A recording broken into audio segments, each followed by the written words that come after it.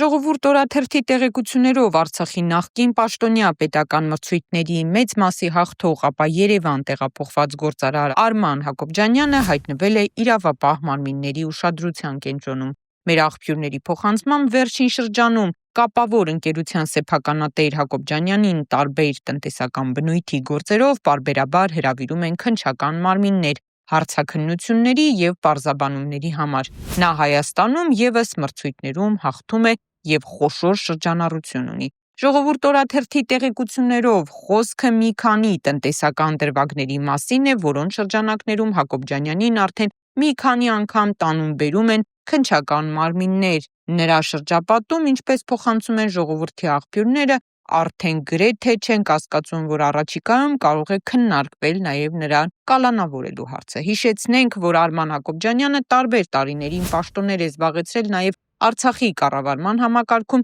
իսկ Հայաստանում առավել հայտնի դարձավ Գագիկ Ծառուկյանին պատկանող բոլոր գազալցակայանները գնելու գործարքով։ Իրավապահ համակարգում ընթացող այս գործընթացների ֆոնին հետաքրքիր է նաև քաղաքական ու վարչական միջավայրի վերաբերմունքը նրա նկատմամբ։ Ժողովրդի տեղեկություններով նախկինում Հակոբյանի հետ սերտ հարաբերություններ ունեցած պաշտոնյաների մի մեծ մասը այժմ նախընտրում է հեռավորություն պահպանել։ Մասնավորապես տարածված խոսակցությունների համաձայն տարածքային կառավարման և ենթակառուցվածքների նախկին նախարար Գնել Սանոսյանը, որը մշտապես համարվում է Հակոբյանի առատաձեռնության անխոնջ վկան, այս փուլում կարծես չի կարողանում որևէ կերպ փրկել գործընկերոջը ստեղծված իրավիճակից։ Դե Գնել Սանոսյանն այժմ Հակոբյանի կարիքն այնքան էլ չունի, նա ներկայումս ունի բարձր վարձատրվող պաշտոն, թղթով համարվում է կառավարության ներկայացուցիչ Լիդիան Արմենիան ընկերությունում Ամուր-Սարի հանքավայրի ծրագրի շրջանակներում։ Իրավապահ մարմինները դեռևս պաշտոնապես չեն մեկնաբանում մեր տեղեկությունները, սակայն Ժողովուրդ օրաթերթը